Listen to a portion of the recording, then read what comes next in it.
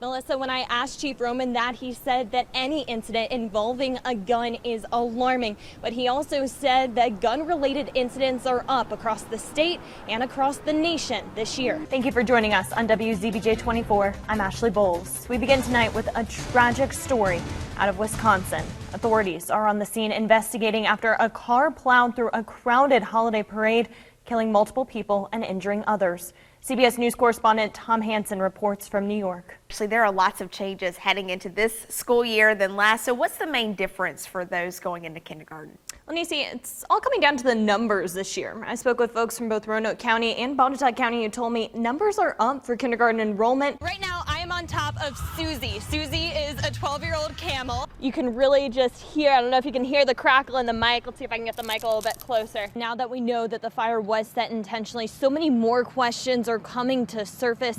Needless to say, it's been a very difficult 14 hours for this community. Yeah, that's right, Robin. And there were tears of joy and tears of sorrow in that courtroom. It happened just about an hour ago. The jury announced that DeMarcus Glenn would walk as a free man tonight after he admitted in court to shooting Tyler Palumbo in May of 2019. In Roanoke, dozens of members from the community gathered this morning for one reason: working together to address an end to gun violence. Our Will Thomas was there and has more from the powerful event. We are united. Well, if you've gone to a game in Blacksburg, you've probably seen him. As Tara Todd shows us, family isn't just who you're related to, but the people you cheer for year after year, rain or shine. Moving now to Virginia's race for governor, Republican candidate Glenn Youngkin continued his bus tour today. There is actually a crime scene set up right behind me. We want to go ahead and pan the camera over so you can see what we're seeing. Organizers tell me that this is one of the best weekends that they've had as far as the forecast goes in over 10 years. As I was getting video, Gene, I could definitely feel it. It's cool, comfortable out here. Great activities for the kids. Just a great weekend all the way around. And I give you props for, rappelling down the climbing wall while doing a live report.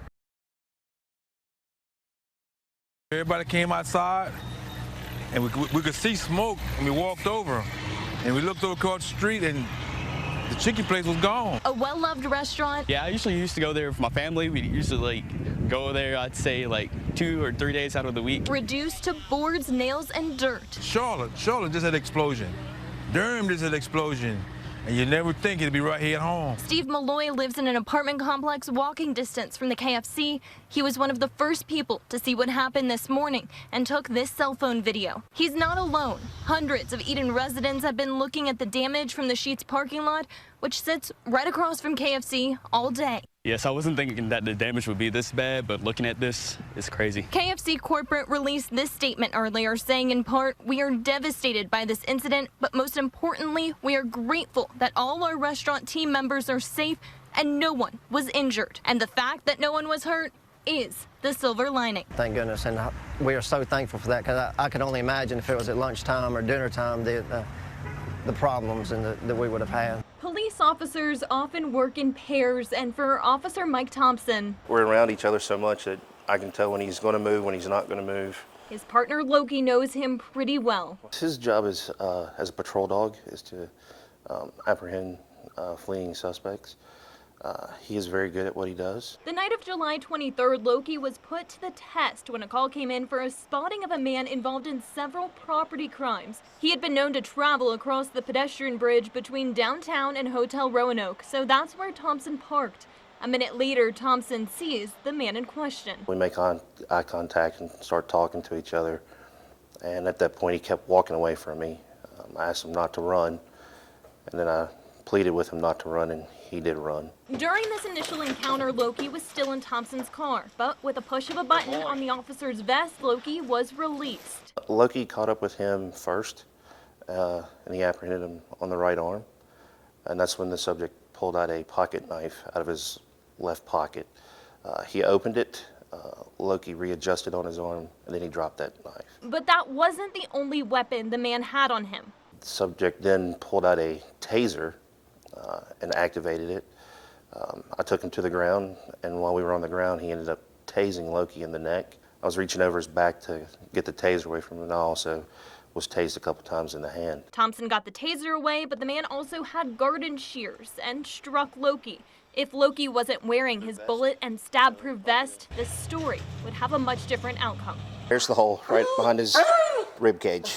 Thompson got the garden shears away, but the man still wasn't giving up. He then pulled his right arm up to his face, and that's when he decided that he was going to bite Loki on the snout. According to Thompson, Loki's nose is his most important attribute. You can still see the damage done. There's his, from the bite marks. But thankfully, it's cosmetic. Loki's nose is fine. Officer Thompson was able to get the man, James Edward Lee, into custody by using pepper spray on him while he was still biting Loki. 20 years of law enforcement, 13 years in canine.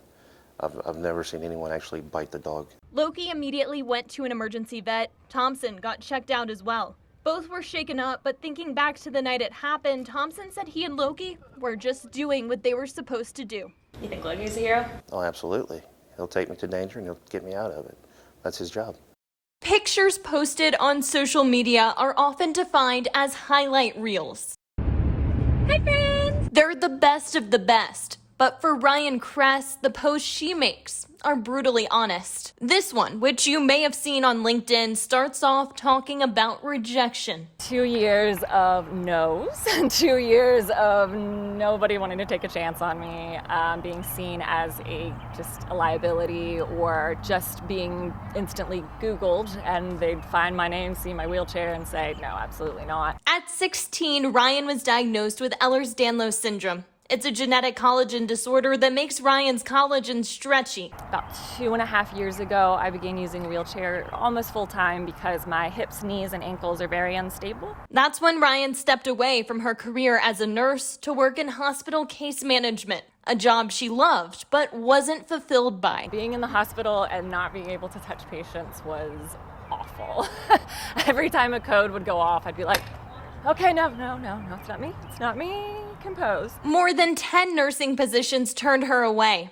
She was ready to call it quits. Then I said, one more last ditch effort. I saw the ad for mother baby position and I said, let me just try. What Ryan neglected to consider was that her interview with Carilion Roanoke Memorial Hospital was over Zoom. And I completely forgot that they couldn't see my wheelchair at all during the interview. It wasn't until I accepted the job that I realized that they had no idea I was in a wheelchair. It wasn't until the next day that she called me back and said, I just wanted to let you know so you are not taken off guard when I roll in that I'm in a wheelchair. They just kind of shrugged and said, oh, okay. So, it makes you the perfect height to catch, so I don't really see an issue there. Of all the issues Ryan has faced in life, being in a wheelchair is not one of them. In 2020, she was crowned Miss Wheelchair Virginia. After training for her new position, she'll start work in the same hospital where she receives treatments, and she'll keep posting her way to advocate that it's okay to get no's. It's just not okay to stop trying. You know what? I can put myself back together. I'm going to put someone else back together. Good evening, everyone. I'm Ashley Boles. Thank you for joining us. We begin tonight in Allegheny County, where Virginia State Police are investigating a deadly single-vehicle crash from Saturday night. The accident happened just after 7 p.m. on Route 311. In Carroll County, the Sheriff's Office is asking for help in locating a man who was last seen 10 days ago. Stephen Barry Umberger, who you see on your screen now.